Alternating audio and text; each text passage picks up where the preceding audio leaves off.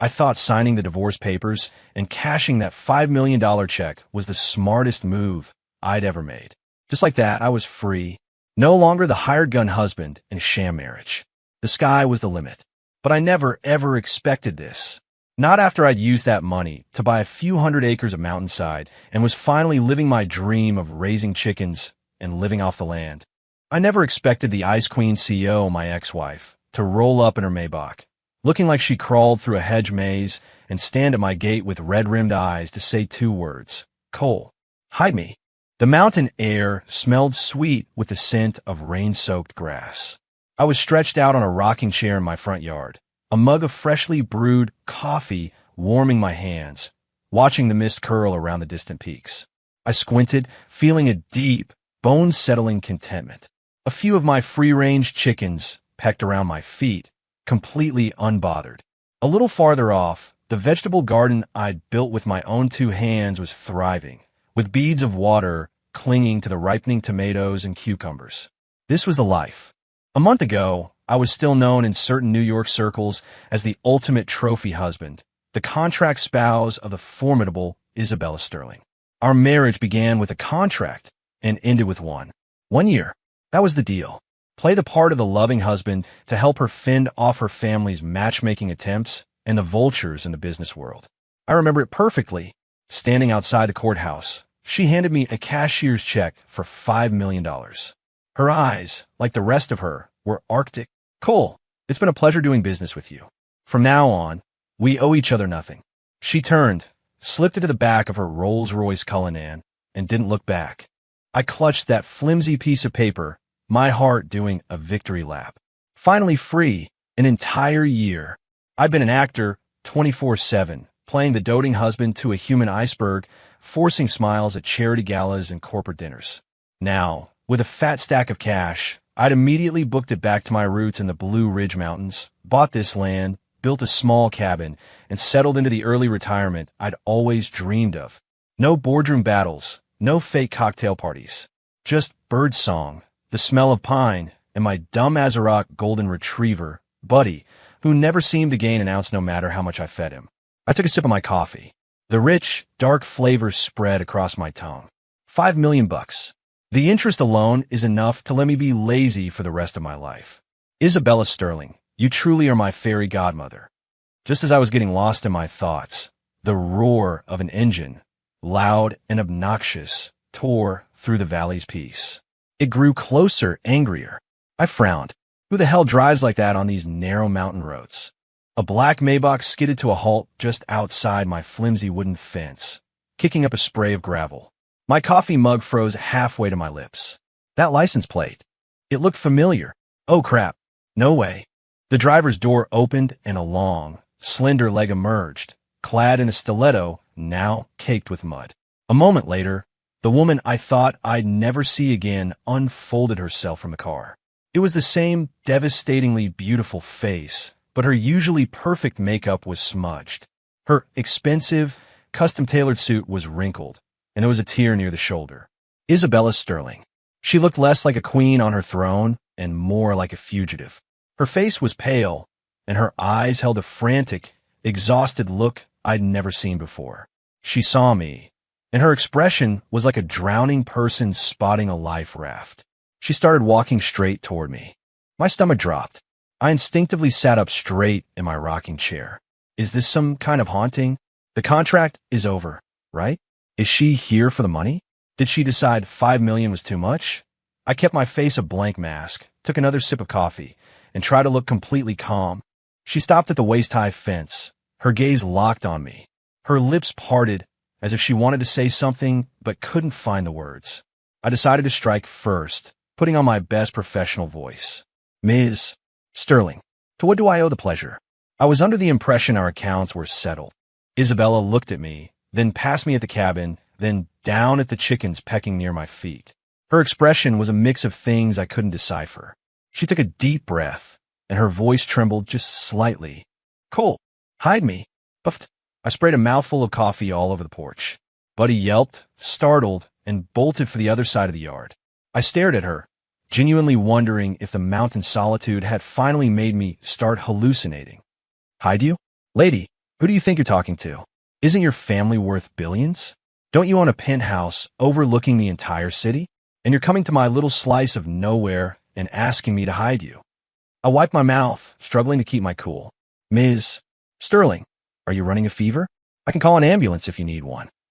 A shadow passed over her eyes. She looked too tired to argue. She just repeated herself. I'm in some trouble. I need a place to lie low for a while. It's safe here. I gave her a slow once-over. She was a wreck. Her hair was a mess, and those sharp, intelligent eyes that could dissect a man's soul were filled with exhaustion, and was that fear? My mind started racing. In the year I'd known her, I'd never seen her like this. She was the type of person who could watch the world burn and use the flames to light a cigar. Whatever had her this spooked had to be serious. Trouble? You're a billionaire CEO. What kind of trouble sends you running to me? Did you piss off some aliens? I leaned back in my rocker and crossed my legs, going for the full ignorant country bumpkin vibe. You're putting me in a tough spot, Ms. Sterling. This is just a humble little farm. Not exactly your style. Besides, we're divorced now. A man and a woman, living alone. It wouldn't look good for your reputation. Isabella's brow furrowed. She was clearly not happy with my attitude. She was used to giving orders, not begging for favors. She bit her lip, wrestled with some internal decision, and finally pulled a black credit card from her designer purse. There's $1 million on this card. No bean. She placed it on top of a fence post and pushed it toward me. Consider it rent. Or hush money. Whatever you want. I just need to stay for 1 month. After a month, I'll be gone. My eyes locked onto that black card. $1 million. I won't lie. I was tempted. I already had $5 million, but who says no to more money? $1 million would be enough to buy the mountain across the valley and start a herd of cattle. But my gut told me this money was radioactive. The kind of trouble that makes Isabella Sterling offer $1 million for a month of sanctuary was the kind of trouble I wanted no part of. I sighed, putting on an air of someone who was above such worldly temptations. Ms. Sterling, this isn't about the money. The thing is, the conditions here are really basic. Isabella saw right through me. Her voice turned colder. $2 million. I felt my heart skip a beat. This woman, she knows me too well. When I didn't answer, she must have thought I was still holding out. A look of desperation flashed in her eyes. $5 million. That's my final offer. Cole, please. I'm asking you. Help me this one time. The word please seemed to catch in her own throat. She looked away, a faint blush creeping up her ears. I looked at her, then at the card. My brain was at war with itself. $5 million. Add that to what she already gave me, and I'm a $10 million man. I could build a freaking palace in these mountains. This risk, it might just be worth it. In the end, greed won out over my fear of trouble. I slowly stood up, walked to the fence, and picked up the black card, weighing it in my hand. Deal, I said with a grin. But Ms. Sterling, we need some ground rules. Isabella let out a visible sigh of relief and nodded. Name them. I cleared my throat and held up a finger. First, you can stay, but you're in the guest room. It's the only other livable space in the cabin besides my bedroom. She glanced at my not-so-large cabin and gave a clipped, fine. Second, I held up another finger. This is a farm, not a 5-star hotel. There's no room service. You make your own food, you wash your own clothes, and you clean up after yourself. I'm not your butler. You want me to wait on you? Not a chance. I did enough of that playing house in the city. Isabella's brow furrowed again, as if the concept of doing it herself was completely foreign. But she nodded anyway. I'll try. Third, and this is the most important one. My expression turned serious. While you're here, you're not some big-shot CEO, and I'm not your contract husband anymore. You're a tenant, and I'm the landlord. Don't order me around, and don't even think about bossing me. Got it. Isabella fell silent. Her beautiful eyes stared at me, as if she were seeing me for the first time. For the past year, I had played the role of the meek, agreeable, barely there husband. This was probably the first time she'd ever seen me with a backbone. After a long moment, she forced a single word through her teeth. Fine. All right then. Welcome aboard. I opened the fence gate and gestured for her to enter. After you, my esteemed tenant. Isabella, hobbling on her ruined heels, limped into the yard. I led her into the cabin. It wasn't big. The ground floor was a combined living room and kitchen, with 2 bedrooms upstairs. My room faced south, getting the best light. The guest room faced north and was a little darker. I pointed. There you go. Bedding's fresh. You can make the bed yourself.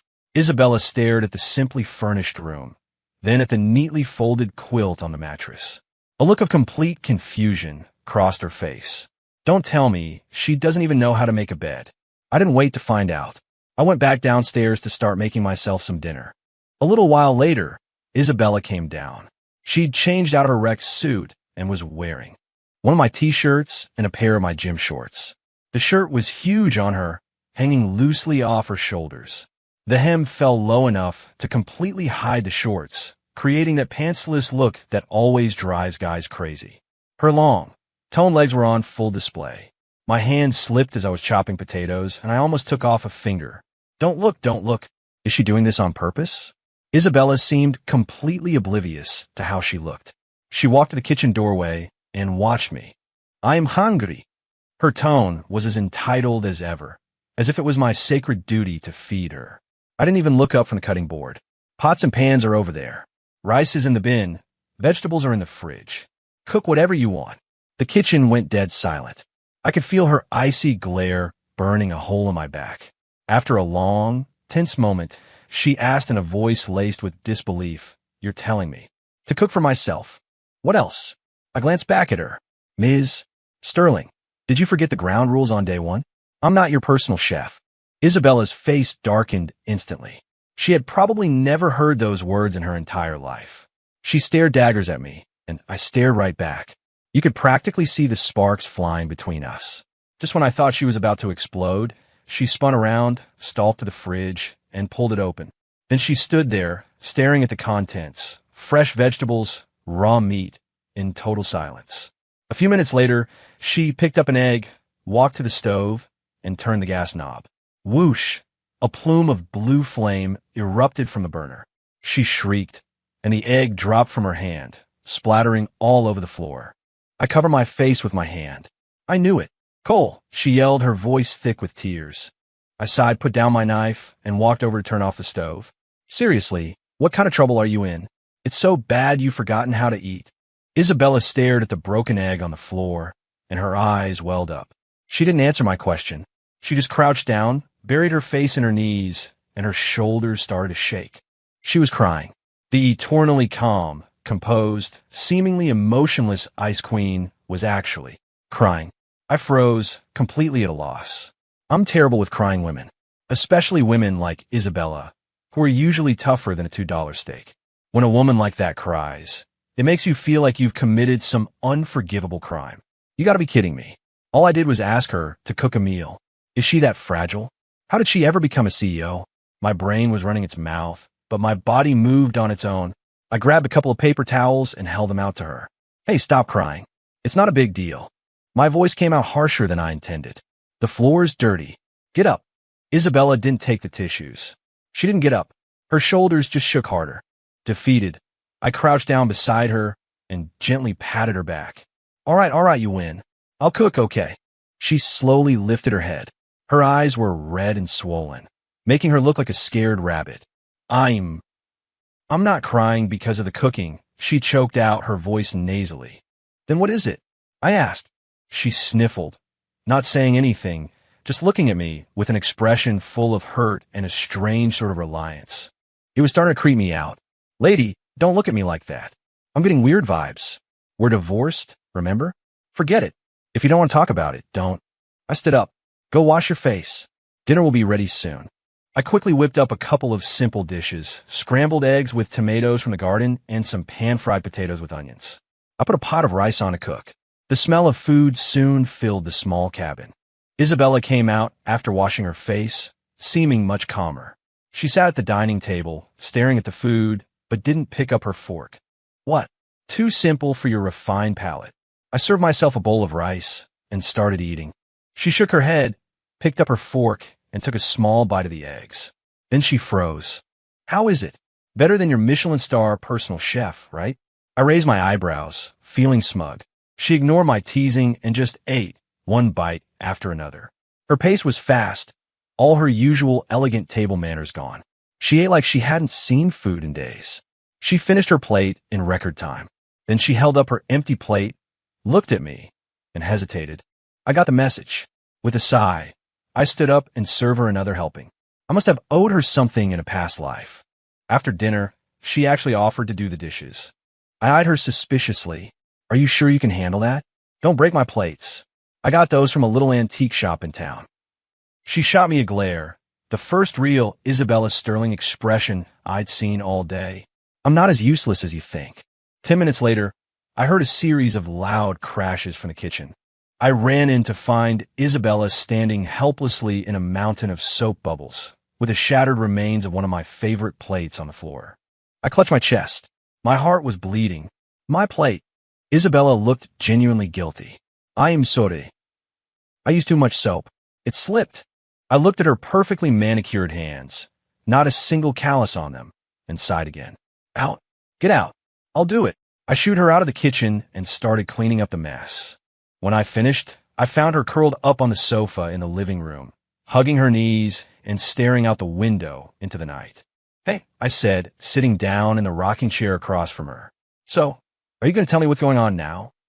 She was silent for so long, I thought she was going to ignore me again. Finally, she spoke, her voice low. There's trouble in my company. Her voice was quiet, heavy. Someone cooked the books, embezzled a huge amount of money, and framed me for it. The SEC is investigating. My blood ran cold. This was serious. Shouldn't you be talking to lawyers, cooperating with the investigation? What good is hiding out here? It's no use, she said with a bitter smile. Whoever did this was thorough. All the evidence points to me. And I was being followed. I think they might want to hurt me. That's why She trailed off, but I understood. She was running for her life. I looked at her pale profile, a mix of emotions churning inside me. The queen of the corporate world, brought down to this overnight. Man, rich people problems are on another level. Just then, Buddy started barking like a maniac from the yard. Woof, woof, woof, woof. A knot of anxiety tightened in my stomach. I exchanged a look with Isabella. Who will be coming here this late? I immediately got up, motioned for Isabella to stay put, and crept to the window, carefully pulling back a corner of the curtain. Parked at my gate was an obnoxiously hot pink Ferrari, its headlights cutting through the darkness. A man in a white suit, his hair so slick with Gelafly would break its legs trying to land on it, was trying to shove Buddy away. Get off me, you filthy mutt. Don't touch my Armani pants. I recognized him instantly. Leo Vance, a notoriously useless trust fund baby and Isabella's most persistent and most annoying admirer. So it's just this clown. I relaxed, but then frowned. How'd he find this place? How'd he get here? Isabella's voice came from behind me, laced with disgust and fear. Probably put a tracker on your car, I said with a shrug. Seems like something he'd do. Isabella's face went even paler. Cole, he can't find out I'm here. Too late, I said, nodding toward the window. Leo had already kicked open my flimsy gate and was striding toward the cabin. Buddy was nipping at his heels, making him curse and stumble. Bang, bang, bang. He pounded on the door. Isabella, I know you're in there. Come on out, he yelled. You think I can't find you in this dump? Come back with me. Your parents are worried sick. I glanced back at Isabella. She was twisting the hem of her shirt, her eyes pleading with me. I sighed. Take their money, solve their problems. $5 million doesn't come easy.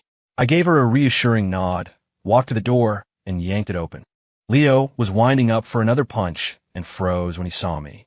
He looked me up and down, his eyes dripping with contempt. Who the hell are you? Isabella's new bodyguard. I leaned against the door frame and casually cleaned out my ear. And who are you? Screaming like a lunatic outside my house in the middle of the night. People are trying to sleep. Leo was clearly not expecting that. His smug face turned a blotchy red. Who the hell do you think you're talking to? Do you know who I am? Nope. And I don't want to. I yawned. State your business or get lost. You're not welcome here. You. Leo sputtered, pointing a finger at me. Where's Isabella? Tell her to get out here. Isabella who? Never heard of her. I lied without batting an eye. It's just me and my dog here. If you're looking for someone, try somewhere else. Leo didn't buy for a second. He craned his neck, trying to see inside. I blocked his view with my body. Look, buddy, I'm warning you. Trespassing is a crime. Ha ha ha. Leo laughed like I told the funniest joke in the world. You're going to lecture me about the law? Do you have any idea who my father is? I'm telling you, I'm seeing Isabella tonight. She's my fiancée. I let out a short, sharp laugh. Fiancée? Funny. I seem to remember she divorced me last month. The words hung in the air. Leo's laughter died instantly. His eyes widened, and he stared at me like I'd just sprouted a second head. You? What did you say? You and her. Divorced. His gaze darted all over me, and then a flicker of understanding, followed by a tidal wave of emotions, washed over his face. You're that useless freeloader she married? Cole Evans. I shrugged. That's me. Though not anymore, technically. Leo's expression shifted from shock to glee, then to a deep, jealous rage. He was probably writing a whole soap opera in his head. So that's it. Isabella, you'd rather hire this loser to play house than give me the time of day, he screamed toward the cabin. And now that you're divorced, you're still shacking up with him. You two are disgusting. The lazy smile on my face vanished. Watch your mouth. I won't. What are you going to do about it? Leo jabbed his finger at my nose. You're a washed-up trophy husband who got kicked to the curb. Who the hell are you to talk to me like that? I'm telling you, Evans, get Isabella out here right now, or I'll make sure you can't live in these mountains anymore. He had just finished his threat when a cool voice came from behind me. Leo, my life is none of your business. Isabella stepped out from behind me, her eyes cold as ice. Leo's jaw dropped when he saw her. Then his expression morphed into one of theatrical concern. Bella, why are you dressed like that? Did he do something to you? Don't worry, I'll get you out of here. He reached out to grab her hand. I took a step forward, blocking his path. Leave. I said only one word. Leo froze. He stared at me as if he'd never seen me before. You dare get in my way? He asked, his voice filled with disbelief. I said leave. I repeated. My voice wasn't loud, but the temperature in the yard seemed to drop 10 degrees. For the past year, in front of guys like Leo, I was a ghost. A quiet, non-threatening piece of furniture. He was used to me being a doormat. He couldn't comprehend how a loser like me would ever dare to speak to him that way. Cole, have you forgotten your place? Leo snarled, his anger turning into a sneer. You think you're still part of the Sterling family? You're nothing. You want to see how fast I can have this dump of yours bulldozed? Here we go again. The classic rich boy threat. I smiled. Oh, I believe you. I really do, I said, nodding with mock sincerity. A big shot like you, mister. Vance, you could probably flatten this whole mountain if you wanted to. Leo thought I was scared. A triumphant smirk spread across his face. Glad we understand each other. Now, get out of my way. But, I continued, my tone shifting. I pointed over his shoulder. Before you do that, you might want to deal with your car. Leo looked confused and turned around. Lined up next to his hot pink Ferrari was a reception committee of local villagers. Brenda from down the road was in the lead, holding a large cast iron skillet. Next to her was Dale, the village's unofficial mayor, with a pickaxe slung over his shoulder. Behind them stood a crowd of about 20 other folks, men and women, old and young, armed with shovels, rakes, and a couple of very serious-looking pitchforks. Buddy stood proudly at the front of the pack, barking his head off at the Ferrari as if he were leading the charge. Whose car is this? Blocking the whole road. Can't even get a tractor through. Brenda's voice boomed through the night. That's right. And they kicked down Cole's fence. No respect, Dale added, shifting the pickaxe on his shoulder. This fella looks shady, someone else chimed in. You think he's here to steal our chickens? Could be. Cole, you want us to hogtie him for the sheriff? The villagers chattered among themselves, glaring at Leo like he was a coyote in a henhouse. My hometown was fiercely loyal and protective of its own. In the month I'd been back, I'd share my vegetables, given away fresh eggs, and helped out wherever I could. I was one of them. Leo, with his fancy car and flashy suit, clearly wasn't. And the fact that he was shouting at me had immediately marked him as the enemy. Leo's face had turned a sickly shade of green. He'd never seen anything like this. This posse of farmers with their tools looked way more intimidating than any security guards he'd ever dealt with. What do you people want? I'm warning you, don't try anything funny. You're what? Brenda said, brandishing her skillet. You think you're hot stuff 'cause you drive a fancy car? Apologize to Cole, fix his fence, and get that piece of junk off our road. Or you're not leaving tonight. Leo looked at the angry mob, then back at the friendly smile on my face. He was finally realizing that his usual threats held zero power here. Cole, you just wait, he hissed through his teeth. He scrambled back into his Ferrari and, to the chorus of creative insults from the villagers, sped away in a clumsy, panicked retreat. As the Ferrari disappeared down the mountain road, the villagers erupted in cheers. You okay, Cole? That city slicker didn't give you any trouble, did he? Brenda asked, all concerned now. I shook my head, smiling. I'm fine, Brenda. Thanks, everyone. Sorry for waking you all up. Don't be silly. We can't have outsiders pushing our people around. Dale said, planting his pickaxe in the dirt. By the way, Cole, who's the young lady? Every single eye in the yard swiveled to Isabella, who was standing behind me.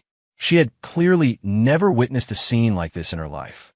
She stared at the warm, intimidating, and utterly bizarre group of people with an expression of pure wonder. My scalp prickled. Here we go. The social awkwardness is about to begin. Before I could even think of an introduction, Brenda slapped her thigh. Oh, I remember now. This is that girlfriend from the city you brought by last year. What happened? You two have a fight? Cole, I swear you're too nice sometimes. You gotta learn how to sweet-talk a lady. Me? Isabella. We both froze, mortified. No, Brenda, you've got it all wrong, I tried to explain. Oh, don't be shy. Brenda cut me off, stepping forward and grabbing Isabella's hand with a grip that made Isabella flinch. Honey, don't you mind Cole? His heart's in the right place, even if he's a bit thick-headed. Look, he's all alone up here. He gets lonely. Now that you're here, you can keep him company. Isabella had probably never had such close physical contact with a stranger in her life. She stood there, stiff as a board, shooting me a desperate, pleading look. I could only offer a helpless shrug in return. Brenda's enthusiasm was a force of nature. Not even I could stop it. She's right, Dale chimed in. Lovers' quarrels happen. No reason to run off. That's no good for anyone. Look at you, dear. You're pale as a ghost. Haven't you eaten? Come on, come over to my place. My wife will whip you up something.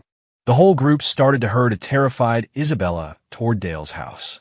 She grabbed my arm like it was a lifeline. I'm not hungry, she whispered, her voice barely audible. Seeing her like this so completely out of her element was actually kind of funny.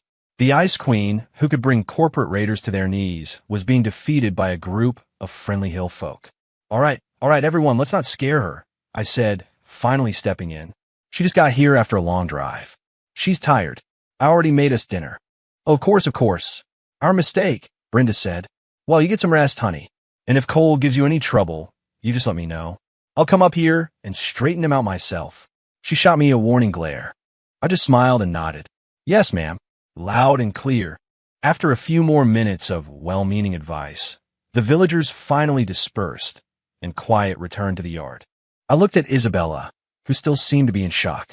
So, Ms. Sterling, how do you like our local hospitality? She slowly let go of my arm, her head bowed. I couldn't see her expression. Why? Why are they so nice to you? She asked quietly. Probably my rugged good looks, I said with a shameless grin. She looked up at me, unconvinced. I sighed. There's no grand reason. I fixed Dale's tractor once. I helped Brenda's grandson with his pre-calc homework. When someone in town needs a hand, I give them one. It's that simple. Simple. Isabella repeated the word, a look of confusion in her eyes. In her world, every relationship was a transaction, built on mutual benefit. This kind of unconditional, uncomplicated kindness was a completely foreign concept to her. All right, stop having an existential crisis, I said, waving a hand. Let's go inside. The mosquitoes are coming out. Back in the cabin, the atmosphere had changed. The chaos of the last hour had somehow broken the ice between us. She sat on the sofa, and I took my rocking chair. Neither of us spoke. She was the one to break the silence. Thank you. For what? Chasing off that idiot, or saving you from the welcoming committee? For everything, she said. She paused. And dinner was really good. In the entire year I'd known her, it was the first time I'd ever heard her give a direct compliment. I felt a ridiculous surge of pride. About time you showed some gratitude. All right. I remembered something. Your company. Is it really that bad? At the mention of her work, the light in Isabella's eyes dimmed. Yes, it was a setup, and my father, He doesn't believe me. So what's your plan? You can't hide here forever. I need time, she said. I need to find the proof to clear my name. My assistant is looking into it for me, quietly. I nodded, but didn't press for details. I wanted to stay as far away from her corporate drama as possible. All right, well, make yourself at home. But I'm telling you, that guy Leo won't give up easily. There's probably more trouble coming. I know, Isabella said, looking at me. So, I'll be counting on you for a while. Her voice was soft, laced with a hint of pleading, maybe even dependence. I looked at her and suddenly thought that maybe, just maybe, this woman wasn't so bad after all. The next morning, I was up early. The mountain air was crisp and clean. As usual, I went out to the garden to pick some fresh vegetables and grab a few still warm eggs from the chicken coop. When I got back to the kitchen, I found Isabella was already awake. She was wearing my oversized t-shirt again, standing in front of my coffee maker, staring at it blankly. Morning, I said, setting down the basket. Want coffee? It's a manual grinder. Know how to use it? She turned and shook her head, a little embarrassed. Knew it. I sighed and walked over, grabbing the coffee beans. Here, watch. You put the beans in here, then you turn this handle. I explained as I worked. She stood beside me, so close I could smell the faint, clean scent of shampoo in her hair. It wasn't her usual expensive perfume. It was the $10 bottle of generic shampoo I kept in a shower. It felt strange. We'd never been this close before. My heart did a little stutter step, and my hand slowed down. Calm down, Cole. She's your ex-wife, and she's a magnet for trouble. I forced myself to focus, pouring the grounds into the French press and adding hot water. The rich aroma of coffee filled the kitchen. I poured a steaming mug and handed it to her. Try it. 100% organic. She took the mug, sipped it, and her eyes lit up. It's really good. Of course it is, I said, puffing out my chest. Breakfast was simple. Fried eggs, toast, and a side of sliced cucumbers. Isabella ate every bite, seeming to have fully adapted to my basic cuisine. After we ate, I grabbed a hoe, ready to head out to the fields. Can I do something? She asked, trailing behind me. I turned and looked at her. She was wearing my clothes and an old pair of my mom's gardening shoes. The whole ensemble was ridiculous, but on her, with that face, she somehow managed to pull off a disgraced princess look. What can you do? You can stay out of my way, that's what. I was about to say it, but then I saw the flicker of hopeful anticipation in her eyes, and I swallowed the words. You know how to pull weeds? I asked, pointing to a patch of overgrown earth next to the main garden. I think so, she said uncertainly. All right, clear the weeds from that patch. I handed her a pair of gloves and a small hand rake, and try not to pull up my seedlings by mistake. She nodded solemnly, took the tools, and marched off toward her mission. I watched her go, shook my head, and went to work on another plot. Half an hour later, I finished my task and went to check on her progress. What I saw was a scene I will never forget. Isabella was crouched on the ground, the rake cast aside. She was pulling the weeds out, by hand, one by one. She'd pull one up, carefully shake the dirt from its roots, and then place it in a neat little pile. She wasn't weeding. She was performing a delicate archaeological dig. In 30 minutes, she had cleared an area roughly the size of a dinner plate. I buried my face in my hands. Oh God, why'd I ever think this was a good idea? Isabella, I yelled, unable to take it anymore. She looked up, a smudge of dirt on her cheek, making her look like a kitten. She saw me and proudly pointed to the tiny patch of cleared earth. See, I'm being very thorough. I took a deep breath, walked over, and picked up the rake. My lady, this is a tool, not a decoration. You're supposed to use it like this. I demonstrated, clearing a huge patch of weeds with a few quick scrapes. See? Efficiency. Ever heard of it? She looked at me, then down at her own dirt-caked hands, and nodded as if a great mystery had just been revealed to her. Oh, so that's how it works. I shoved the rake back into her hands. You get one more chance. If this plot isn't clear by sundown, you don't get dinner. I turned and walked away, fighting the urge to burst out laughing. That afternoon, while I was inside reading, Isabella came in, covered in dirt from head to toe. I'm done, she announced, leaning the rake by the door. She looked exhausted, but her eyes were bright with a triumphant pride. I went to the door and looked. She'd actually done it. The ground was a lumpy, cratered mess like a dog had been digging for bones, but the weeds were gone. Not bad, I said, my voice dripping with insincere praise. She heard it, and a tiny, genuine smile touched her lips. It was the first time I had ever seen her smile over something so small. Not a polite corporate smile, but a real one, tinged with a little bit of goofy pride. And my heart, for no good reason, did that stupid stutter step thing again. For dinner that night, I made an extra dish, a hearty beef stew, a reward for her hard work. Isabella's eyes went wide when she saw the rich, fragrant stew. She took a bite, and a look of pure bliss spread across her face. Delicious. If you like it, eat up. Watching her devour the food, my own mood lifted. Who knew? The Ice Queen CEO is secretly a foodie. After dinner, we sat out on the porch like a couple of old retirees, enjoying the cool evening air. The mountain nights were quiet, filled with the chirping of crickets and the croaking of frogs. The sky was a black velvet blanket littered with 1 billion glittering stars. I haven't seen this many stars in years, Isabella said softly, her head tilted back. Too much light pollution in the city, I said. Yeah, she sighed. In the city, I wake up and it's endless reports, endless meetings. All I think about is stock prices and quarterly earnings. I'd almost forgotten what the sky was supposed to look like. Her voice was tinged with a deep melancholy. I didn't say anything. She didn't need my pity. She just needed someone to listen. We sat in comfortable silence for a long time. Suddenly, a phone rang, shattering the peace. It was hers. Isabella pulled it out, glanced at the screen, and her face hardened. She answered, her voice instantly reverting to its cold, distant default. Hello. I told you I'm fine. You don't need to look for me. I need to be alone. I'll handle my own problems. She hung up, but the grim expression on her face remained. Lau? I asked. She shook her head. My assistant, she said. Leo used his family's connections to freeze all of my bank accounts, including the one I gave you. My stomach plummeted. What did you say? This card is frozen. I scrambled for my phone and checked the account. Sure enough, access denied. My world went dark. My $10 million dream. My palace. My cattle. Isabella. I jumped to my feet. You told me this card was clean. I didn't know he would do that, she said, her face just as pale as mine. He's trying to force me out of hiding. He's not trying to force you out. He's trying to bankrupt me. I cried, feeling tears of despair welling up. I'm completely broke now. How am I supposed to buy seeds? Chicken feed?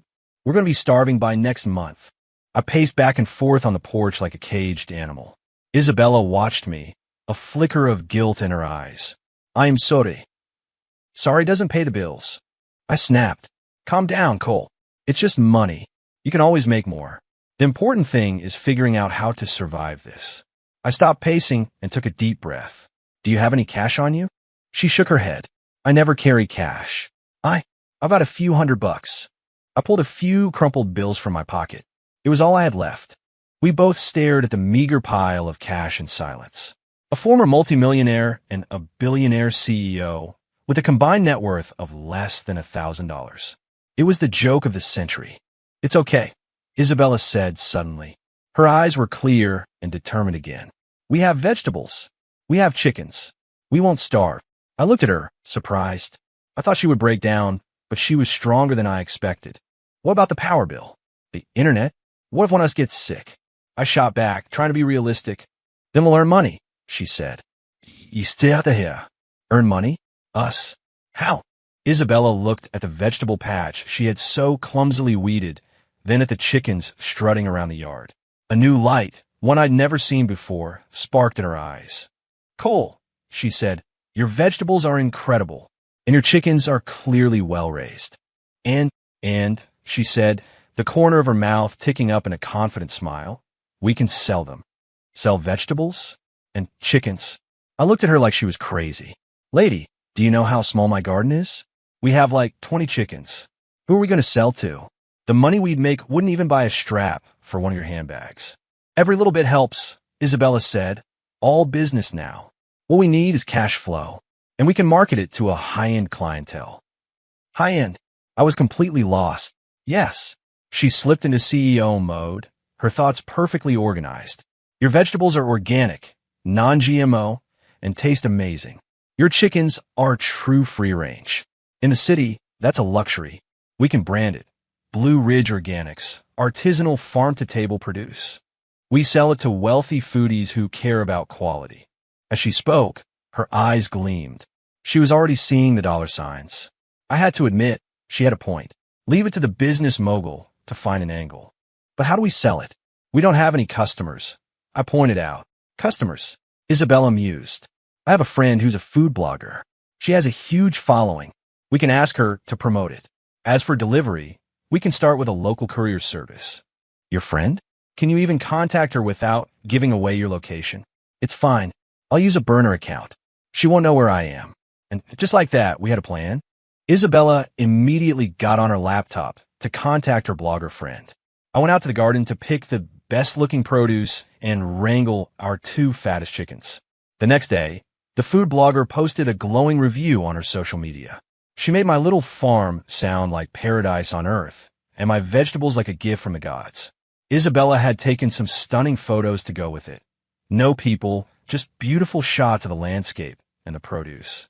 The composition and lighting were pro-level. It didn't take long. Soon, Isabella's phone was buzzing nonstop.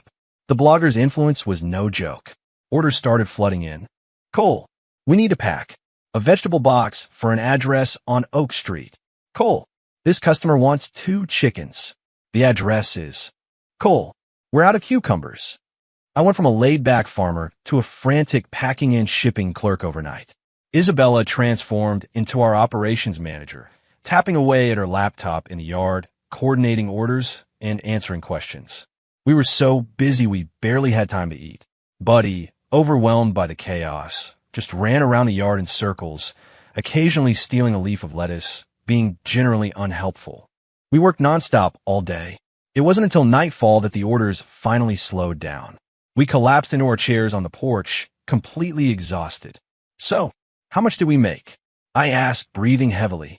Isabella did some quick math on her phone. Her eyes went wide. Guess. 500?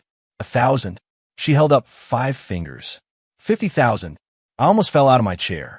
$53,680, she said, her voice filled with a giddy excitement. I was stunned. In one day, over 50 grand?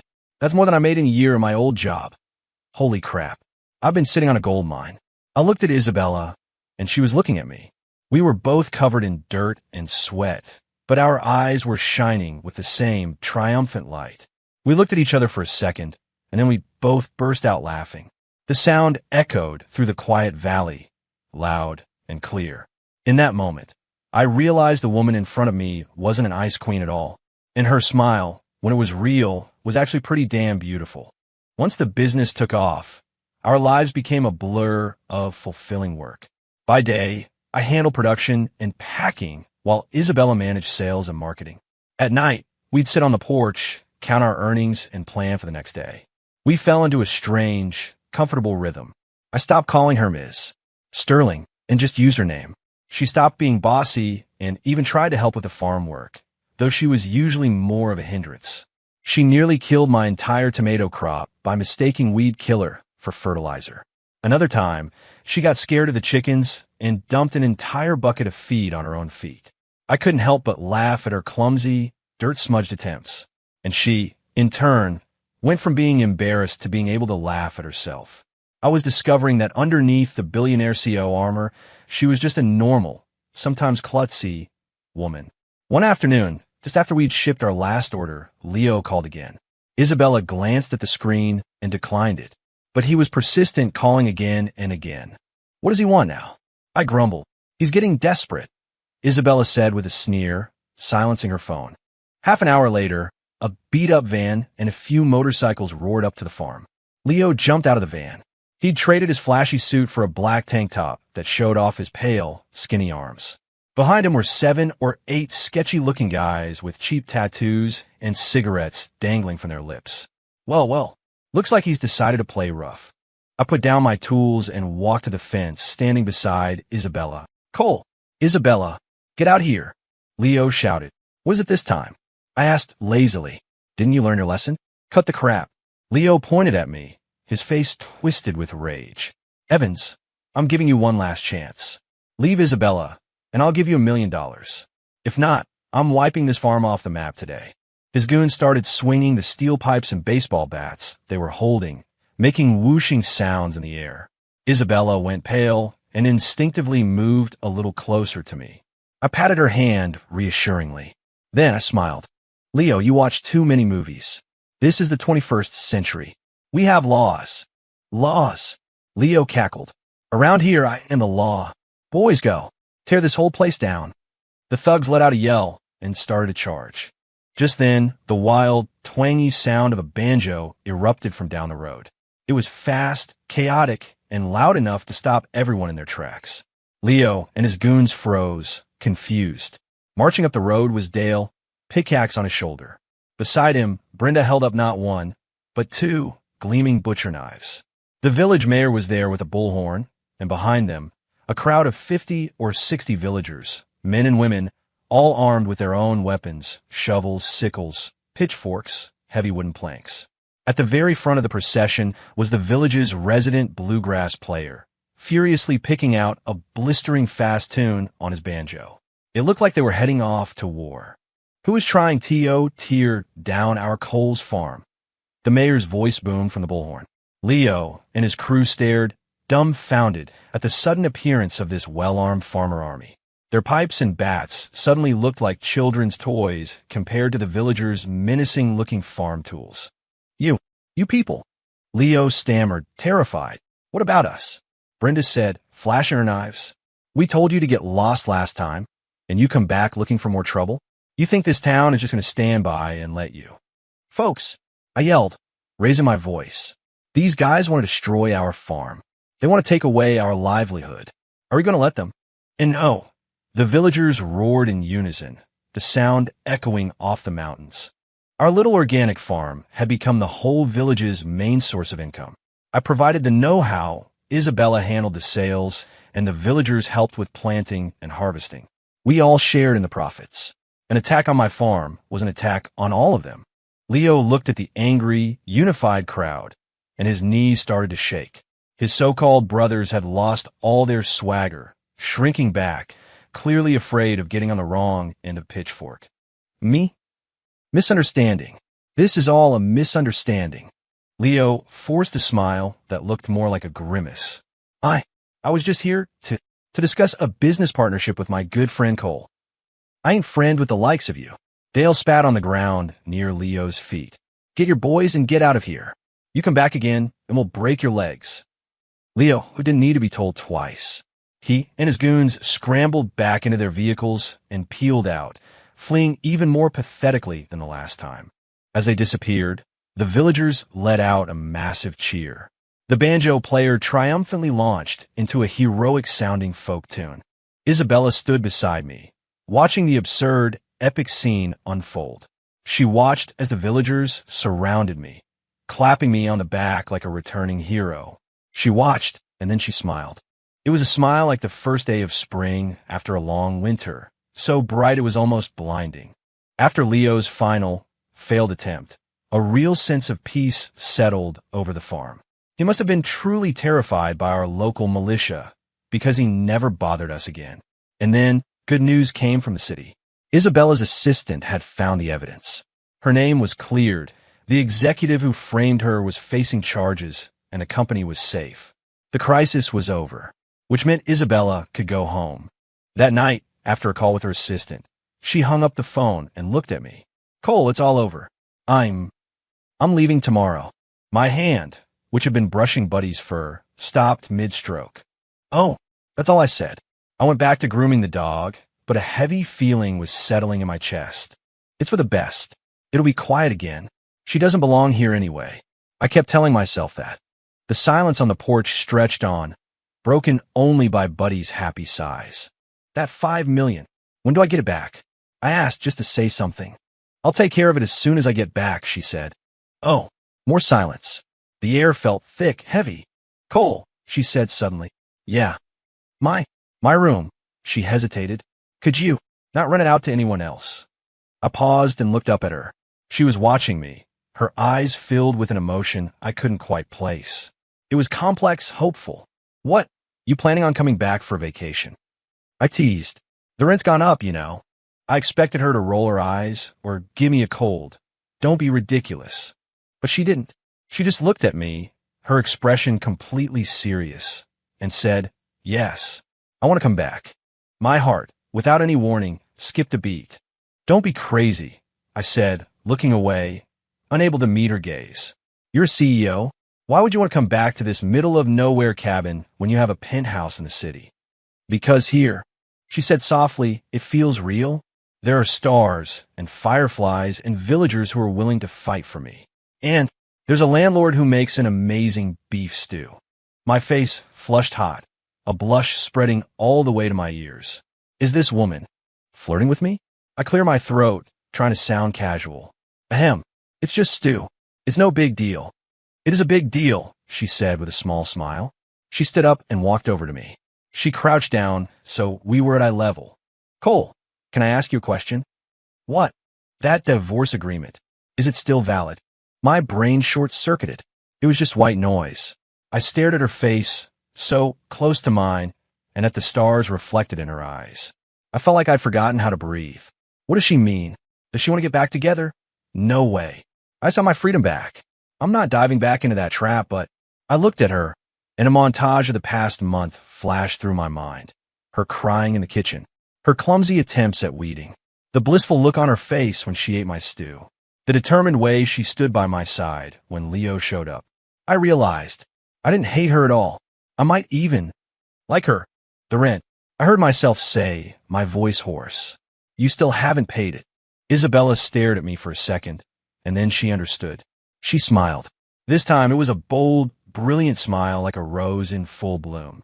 She leaned in and pressed a soft, quick kiss on my lips. "In that case, will you accept me as payment?"